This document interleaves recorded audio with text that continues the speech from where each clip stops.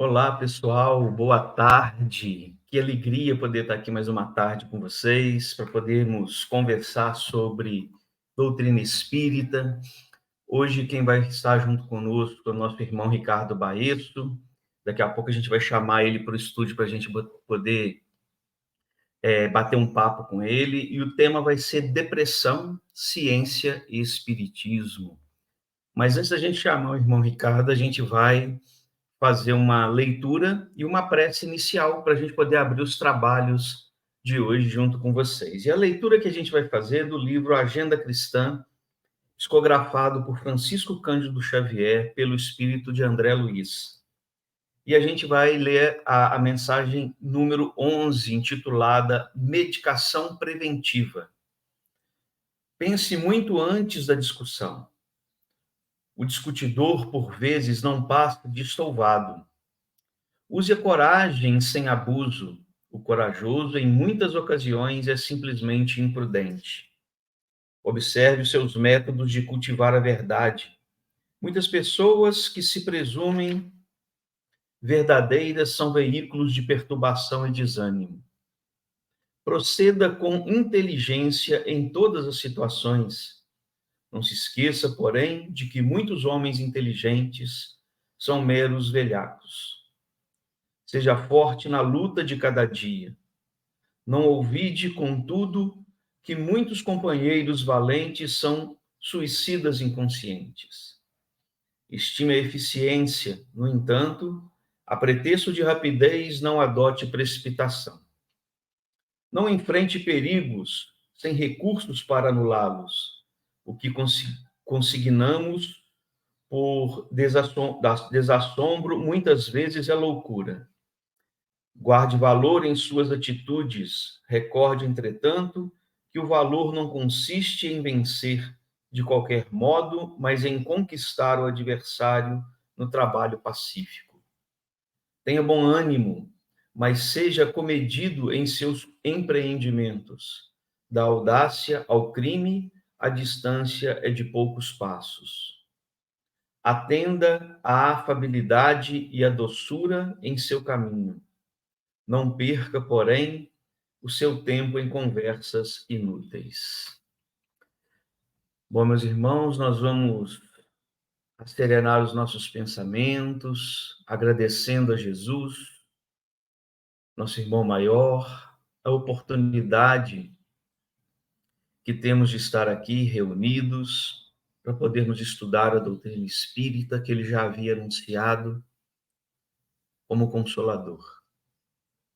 Estejamos todos com as mentes abertas ao entendimento, os corações abertos à aceitação, e que possamos aproveitar desses momentos em que nós teremos, através do nosso irmão Ricardo, orientações sobre um tema tão importante, que ele possa ser envolvido pela espiritualidade que o acompanha, para que ele consiga nos passar tudo que foi preparado hoje.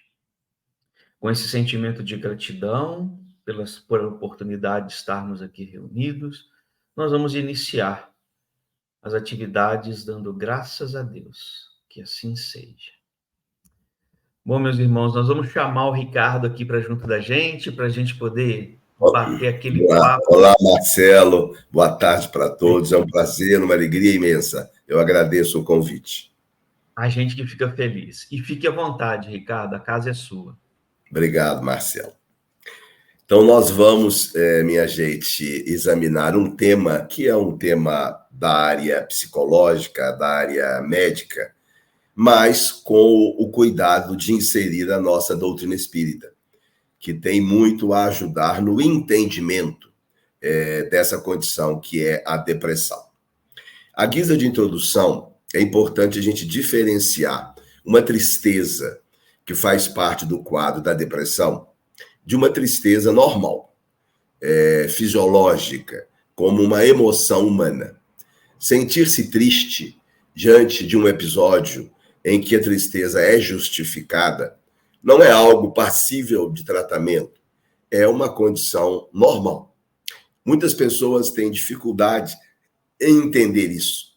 Às vezes, amigos, parentes me ligam pedindo uma medicação, um antidepressivo, e quando eu vou ver a razão, na verdade, eles estão tristes porque perderam um cachorrinho, porque o filho foi para o exterior, ou coisas do jazz.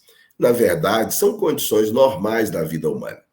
A tristeza é uma emoção humana, como a alegria, como o nojo, como o medo, como a surpresa. As emoções humanas, elas evoluíram porque elas são boas, porque elas nos ajudam na nossa sobrevivência.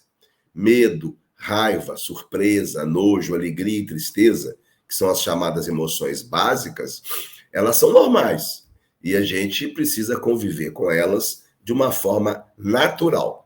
Quando a tristeza extrapola o habitual, quando ela vai além do racional, aí nós começamos a pensar na possibilidade dela estar relacionada com um transtorno mental do espectro da depressão. Mas nunca a tristeza vem sozinha no contexto da depressão. A tristeza talvez seja o sintoma mais importante. Ninguém vai pensar em depressão se a pessoa não está triste. Mas não é apenas a tristeza. Nós temos que considerar um conjunto de sintomas. Então, a gente poderia dizer que a tristeza é um dos sintomas da depressão. A pessoa se sente triste. Mas temos que considerar outros. Um segundo sintoma da depressão é a perda de prazer e de interesse por coisas que antes a pessoa tinha interesse. Então, é aquele indivíduo que gostava muito de ouvir música, de sair com os amigos, de jogar futebol, e já não acha mais graça nisso. Ele não vê mais prazer nisso. Isso é um sintoma de depressão. Obviamente, em coisas que anteriormente lhe davam prazer, não é? Eu vejo, às vezes, pais que dizem assim, eu acho que minha filha está com depressão, porque ela não acha prazer em nada. Eu falei, em que coisas? Pois é, em arrumar a cama, em ajudar na cozinha. Não, aí não, né? Isso não conta. Então, é a falta de prazer por algo que antes lhe dava prazer. Esse é um segundo sintoma de depressão que se alia à tristeza. Um terceiro sintoma de depressão é a sensação de inutilidade ou culpa excessiva. O deprimido, via de regra, ele cultiva sentimentos de inutilidade, né? Eu não consigo nada, eu não valho para nada, ninguém gosta de mim. E frequentemente se sente culpado, às vezes por coisas absurdas, né? Morre, por exemplo, um parente, e ele não começa a se culpar porque ele não ligou, porque ele não foi visitar, coisas desse tipo, que a gente vê que não é normal, não é? O indivíduo ficar se culpando por certas coisas sem sentido. Ou então essa sensação de inutilidade. Esse é um terceiro sintoma de depressão. Um quarto é a dificuldade de concentração. A depressão faz com que o indivíduo não consiga manter o pensamento em foco por muito tempo. Ele sempre está voando, ele sempre está perdendo o fio da meada. Se ele vai ler alguma coisa, quando ele se dá conta, ele já está na página seguinte, mas não registrou nada da página anterior, porque ele foi no automático, sem concentrar. Se ele vai assistir uma palestra, quando ele se dá conta, ele já perdeu um monte de coisas que o expositor falou. Então, essa dificuldade de concentrar, de entender, de focar em alguma coisa, é um sintoma de depressão. Um quinto sintoma é a fadiga, ou perda de energia. Fadiga é uma sensação de cansaço, mas não um cansaço esperado, né? Um dia trabalha o dia inteiro, dá um duro danado, chega no final do dia, ele está cansado. É normal, isso não é fadiga. A fadiga é um cansaço sem motivo, né? O indivíduo acorda cansado, não se justifica. Alguém acordar cansado? Como assim? Dormiu a noite toda? Então, a fadiga é isso, acorda cansado, fica o dia todo cansado, vai dormir cansado. Isso é um sintoma de depressão. Um sexto sintoma são os distúrbios do sono. E aqui a gente pode ter os dois extremos. Ou o indivíduo perde o sono, tem dificuldade de dormir, só dorme com remédio, ou ele tem um sono excessivo, né? Ele dorme até meio-dia, acorda, almoça, dorme de novo. Esse sono excessivo, em algumas pessoas, pode ser sintoma de depressão. Um sétimo seria a perda ou ganho de peso. Aqui também a gente considera os dois extremos, são possíveis na depressão. Algumas pessoas perdem peso, emagrecem 20 quilos. Em outras pessoas é o contrário, ganham peso, engordam 10, 15, 20, 30 quilos. Então, tanto podemos ter ganho de peso como perda de peso. Um oitavo sintoma de depressão, as ideias recorrentes de morte ou suicídio. É muito comum que o deprimido, principalmente o deprimido mais grave, sempre volte a essas ideias, né? Não vale a pena viver, é melhor eu dar cabo da vida, vocês vão ficar muito tempo sem me ver, acho que esse vai ser o meu último Natal com vocês, umas conversas assim estranhas. Outros falam diretamente da vontade de se matar. E é importante considerar que antigamente a gente achava que quem fala que vai se matar não se mata. Hoje a gente sabe que não é assim. A maior parte das pessoas que dão cabo da vida avisaram antes, disseram antes, diretamente, dizendo que vão se matar, ou indiretamente, faz um testamento, compra uma arma, começa com conversas esquisitas. Então, essa tendência depressiva, ela é um dos sintomas da depressão, e grande parte dos suicídios acomete pessoas depressivas. Hoje, os psiquiatras sabem que o suicídio é uma condição que, em mais de 90% dos casos, acomete indivíduos com transtornos mentais. Depressão, transtorno bipolar, esquizofrenia, borderline. Então, há várias condições da área, da esfera da psicopatologia que levam ao suicídio. Isso muda um pouco a maneira da gente entender o suicídio, como sendo, muitas vezes, o episódio final de alguém que já vinha cultivando uma enfermidade séria da esfera mental. E, finalmente, um último sintoma de depressão, que, na minha avaliação, deve ser o mais sofrido, que é a desesperança. O depressivo é alguém que não tem esperança, a expectativa de algo melhor que virá. Ele está muito mal e acredita que vai continuar mal para sempre. E é por isso que muitos se matam. Essa questão do esperar, ela é um fator de sobrevivência para nós. A gente enfrenta muitas agruras da vida porque a gente sabe que vai passar. O deprimido não acredita nisso, né? E é curioso que quando Allan Kardec perguntou aos espíritos o que mais faz sofrer os espíritos criminosos em expiação no além, e eles vão dizer que é o fato de acreditar que vão sofrer para sempre. Então isso acontece no deprimido, porque a esperança é uma virtude extraordinária. A gente fala pouco dessa virtude. Tão extraordinária que Paulo colocou-a como uma das 3 virtudes fundamentais. Para Paulo é a fé, a caridade e a esperança. Paulo considerava a caridade a mais importante. Sim, do ponto de vista da evolução espiritual. A caridade é a mais importante. Mas do ponto de vista da sobrevivência na Terra, não é. A mais importante é a esperança. Muitas pessoas sobrevivem sem caridade. Sim, aí estão os egoístas, muito bem, obrigado. Muitas pessoas sobrevivem sem a fé. Sim, aí estão os materialistas, muito bem, obrigado. Ninguém consegue viver sem esperança. Eu conheci um padre que gostava de ler as obras espíritas. E um dia ele me disse assim: Ricardo, a igreja fala muito no valor da fé. Mas existe uma virtude maior do que a fé, ele me disse: a esperança. E ele me contou que ele tinha acesso a cartas de suicidas, cartas escritas aos pais. E nessas cartas, muitas vezes, O suicida dizia assim, que Deus os abençoe, que Deus me perdoe. Ora, fé eles têm. O que eles não têm é esperança. Porque a esperança, ela nos dá a força para sobreviver às agruras da vida, às dificuldades da vida.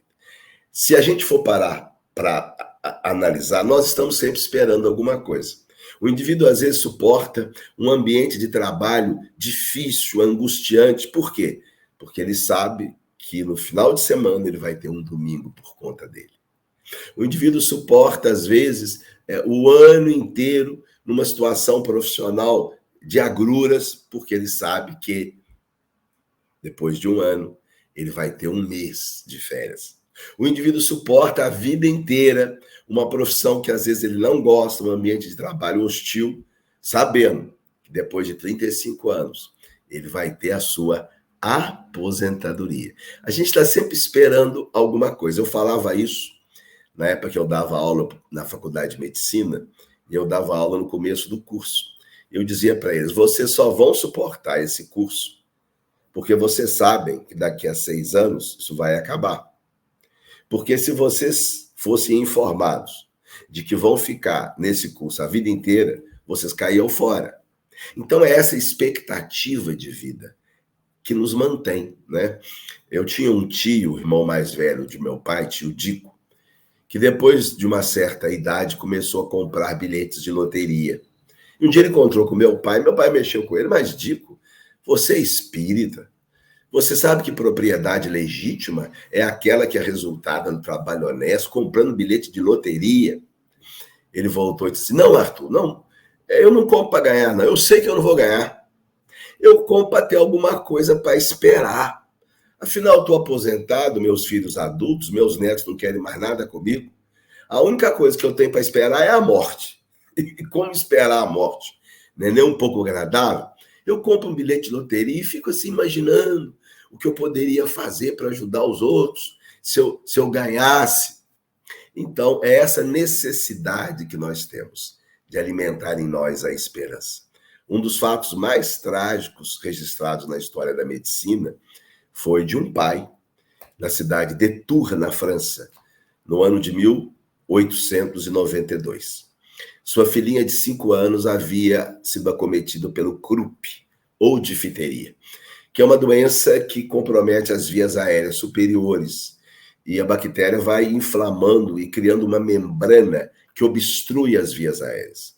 E a pessoa morre muito dolorosamente por asfixia. É claro que no passado. Hoje, graças à vacinação, a difteria é uma condição praticamente inexistente. Em decorrência do soro antidiftério e de antibióticos, os casos conseguem ser controlados com relativa facilidade.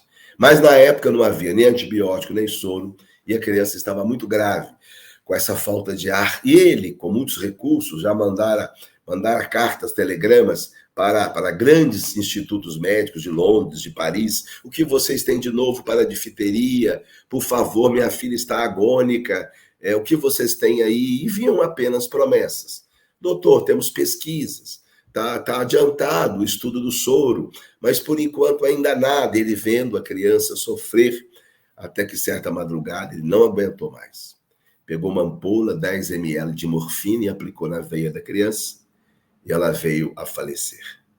O corpinho foi colocado para o velório, os familiares foram chegando, quando nas primeiras horas da manhã, chega afoito à casa do médico, um funcionário dos Correios, com um telegrama, doutor urgente, é do Instituto Pasteur de Paris. Ele abriu a carta e estava escrito, doutor, já temos o soro antidifterico. Colocamos na estação ferroviária. Chegará essa manhã em Tours.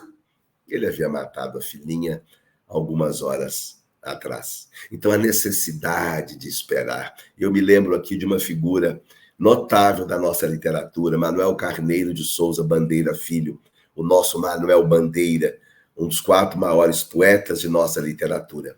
Bandeira tinha 18 anos, é de uma família rica do Recife, vem para o Rio estudar arquitetura. O seu sonho era ser arquiteto, casar-se, ter filhos, como qualquer pessoa daquela época. No entanto, logo nos primeiros meses, ele começa com tosse, suores noturnos, febre, escarros com sangue, e o diagnóstico, uma fatalidade, tuberculose, numa época em que não haviam os antibióticos. Mas ele tinha recursos, ele então começou um périplo por cidades diferentes para tentar algo que não existia, a cura para a tuberculose. Esteve em Petrópolis, esteve em Juiz de Fora, em Cladavel, na Suíça, foi examinado pelo maior fisiologista do mundo. Quando ele terminou os exames, disse: meu filho, as lesões que você tem em seus pulmões são incompatíveis com a vida.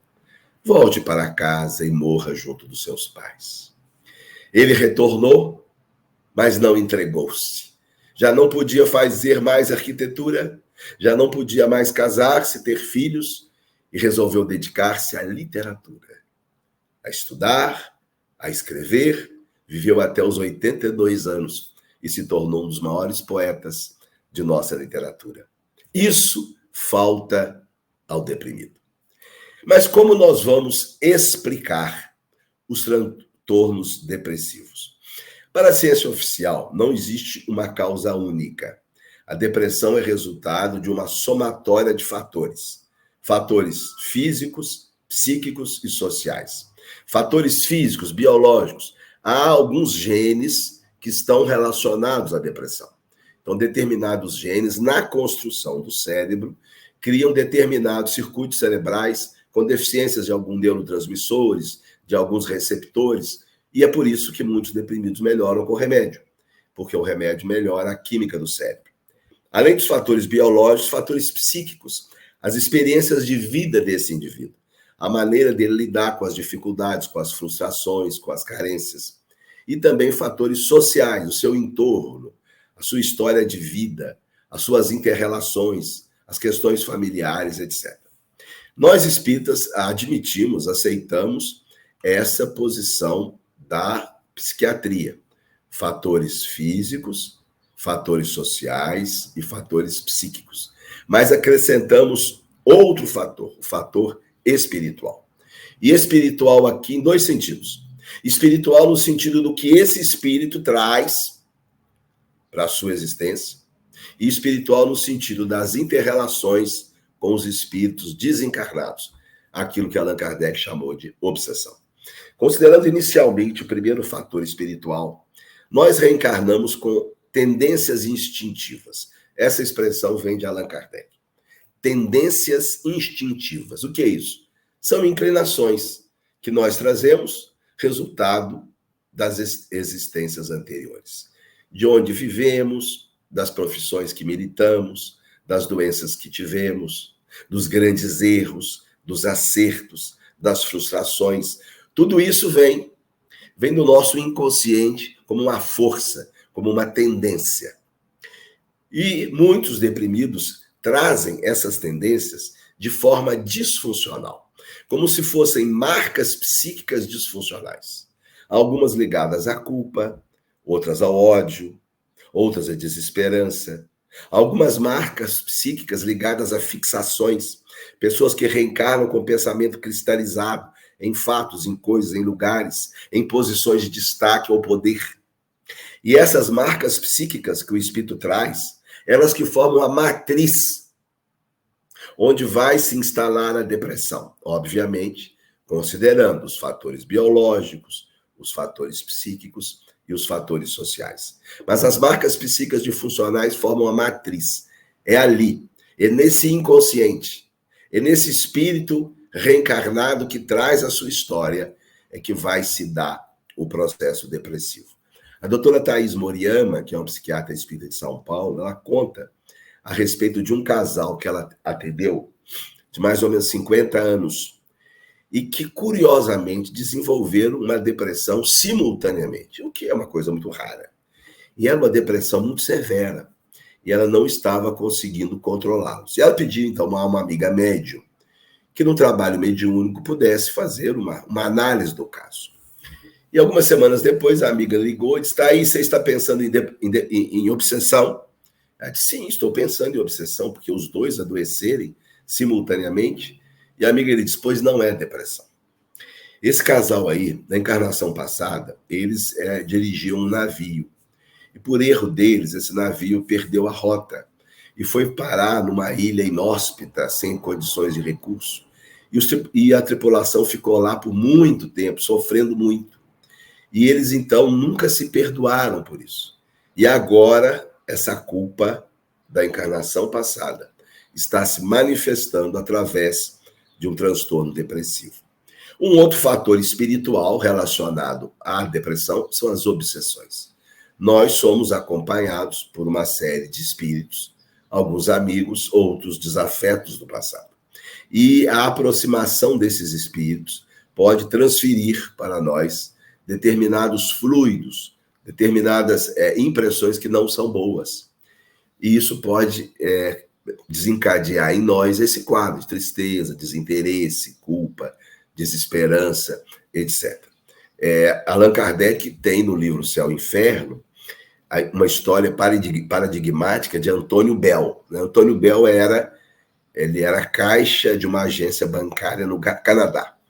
Casado, com filhos, uma vida normal, boa situação financeira, se dava bem com a esposa, mas de repente, inexplicavelmente, desenvolve um quadro depressivo muito grave. Abandonou o trabalho, não conversava com ninguém, sequer tomava banho, até que certa manhã foi encontrado morto. Ele havia se enforcado, suicídio. Allan Kardec, lá em Paris, sabendo do caso, evoca o espírito Antônio Bell para tentar entender o processo. E Antônio Bell se comunica através de um médium e Allan Kardec lhe pergunta: por que você se matou?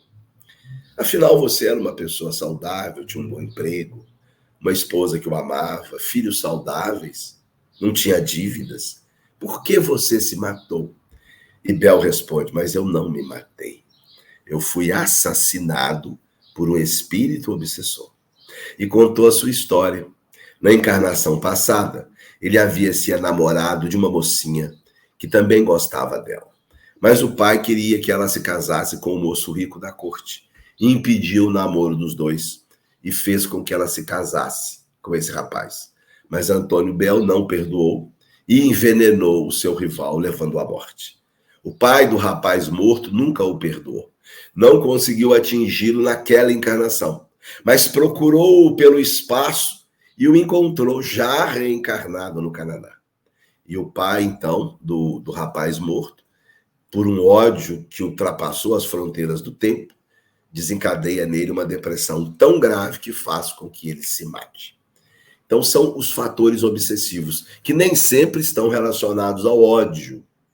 Há muitas obsessões que têm a ver com carência afetiva. São espíritos que não conseguem se afastar de determinados afetos.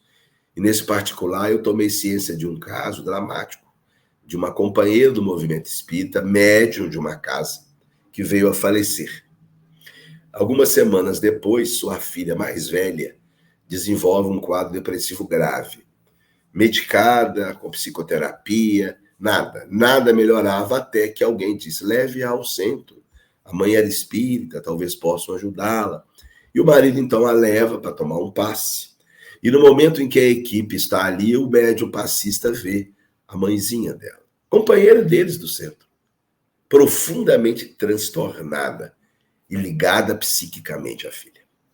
A jovem saiu, foi aconselhada algumas medidas terapêuticas espíritas e o grupo ficou para tentar dialogar com a antiga companheira da casa. E ela então se comunica através de um médium aos prantos, dizendo: pelo amor de Deus, não me afastem da minha filha. Eu não saberia viver sem ela. Eu sei que eu já morri, mas eu não posso sobreviver sem ela. E aí nós estávamos então diante de um caso de depressão que foi solucionado na medida em que essa companheira foi esclarecida e aí, através do apoio dos espíritos amigos, foi afastada da filha. O que nós vamos fazer diante de um transtorno depressivo? Se a nossa abordagem é ciência e espiritismo, temos que analisar os recursos disponíveis nas duas áreas. O primeiro, medicamentos. Depressão precisa tomar remédio. É muito difícil. Somente casos muito leves poderiam ser tratados sem medicamento. Na maioria das vezes, sim. E os remédios, eles reorganizam a química do cérebro alterada.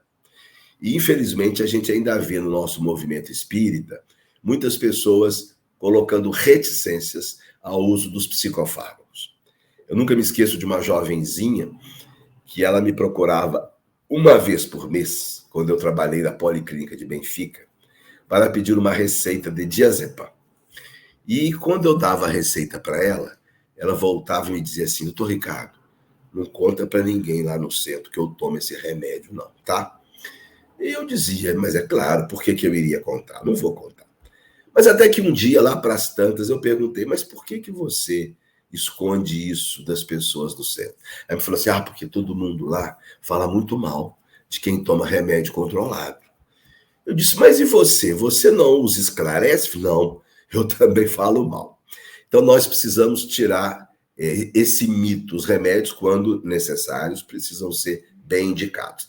É claro que o remédio psiquiátrico não é uma muleta para a vida inteira.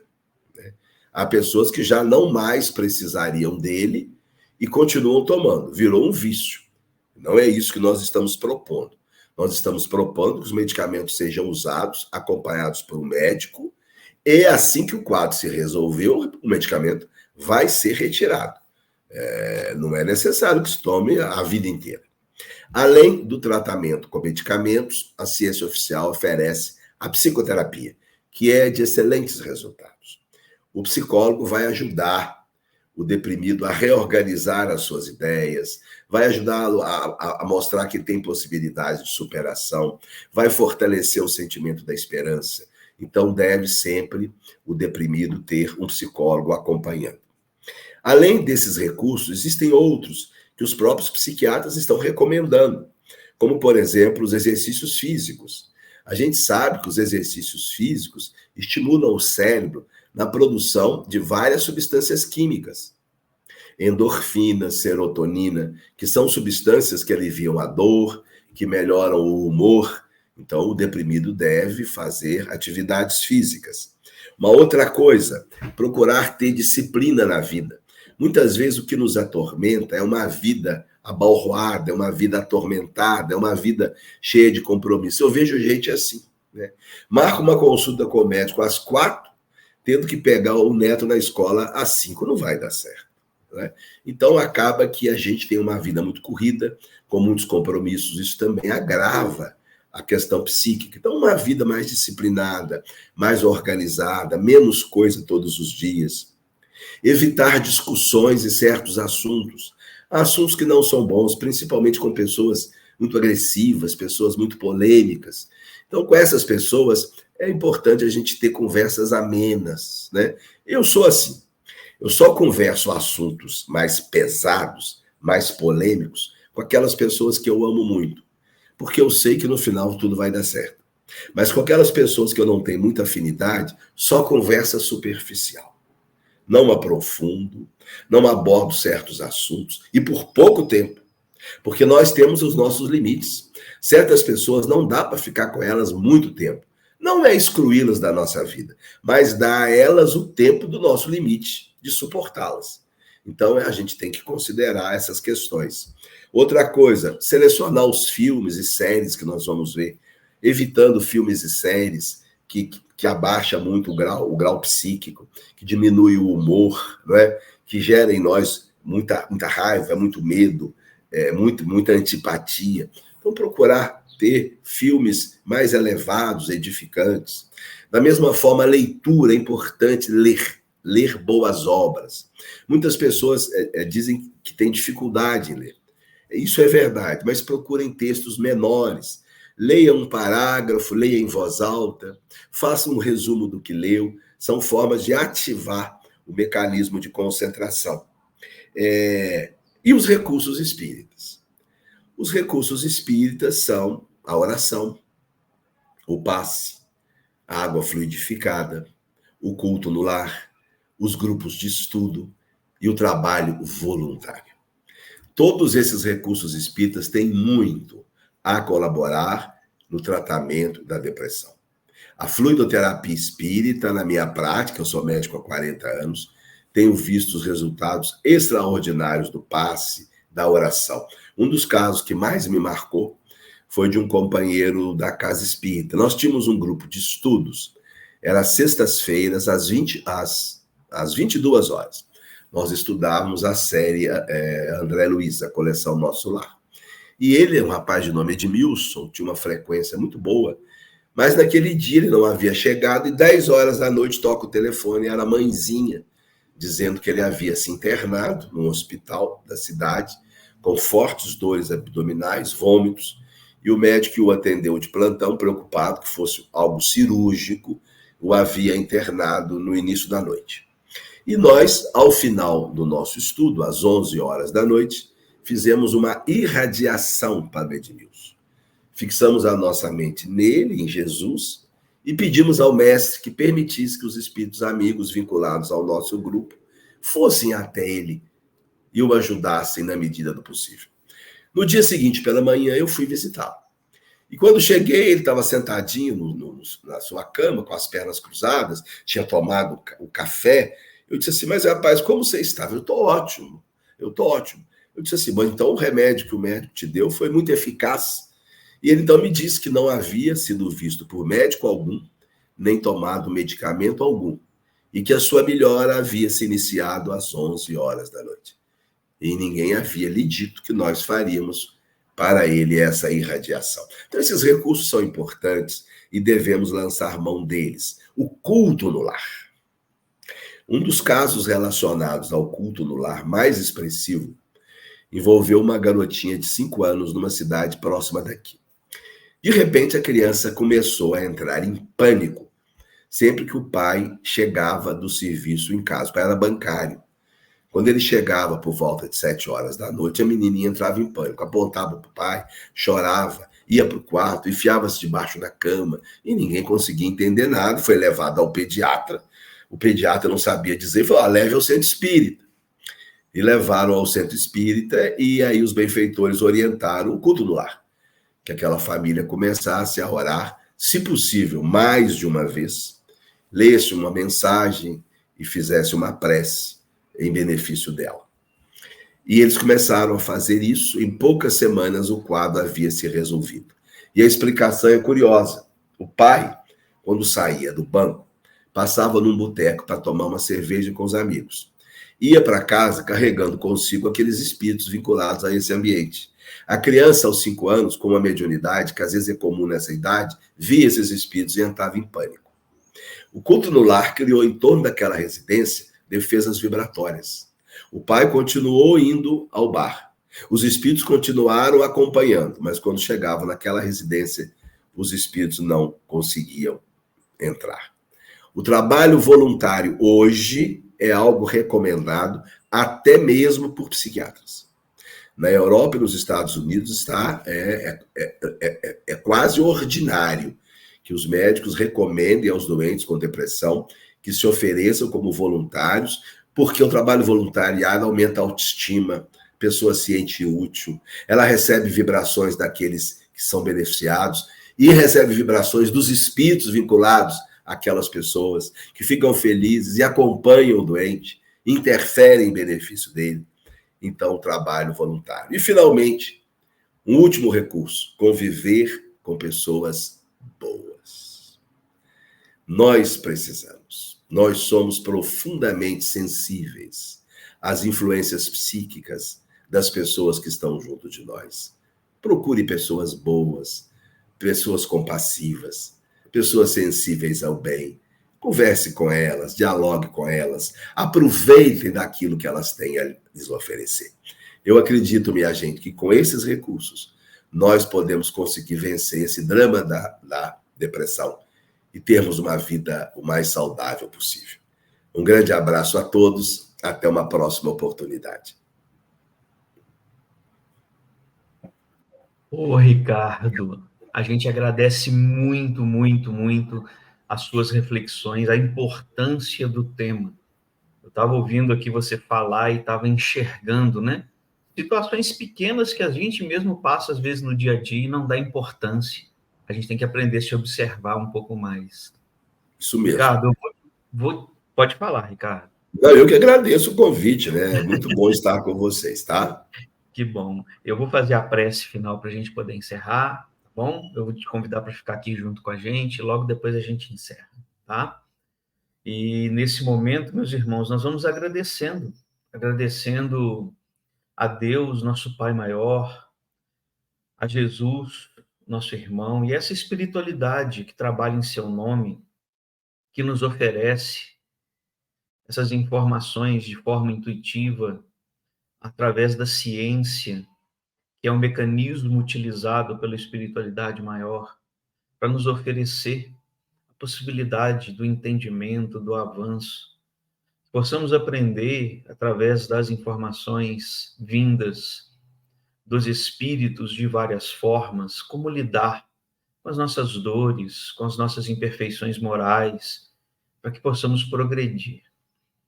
Agradecidos por essa oportunidade, nós vamos encerrar as atividades de hoje dando graças a Deus, rogando que nosso irmão Ricardo leve para o seu lar, para o ID, sentimentos de paz, de alegria, de harmonia, que aqui fomos sentindo e produzindo. Com esse sentimento, nós vamos agradecendo a Deus e pedindo que tenhamos uma semana cheia de luz, cheia de paz, para que possamos conseguir dominar, para que possamos conseguir lidar com as nossas dificuldades. Que assim seja. Ricardo, mais uma vez, um grande abraço a você, tá? Fique com Obrigado, um Deus. abraço a todos. Até a próxima Tchau. oportunidade. Tchauzinho.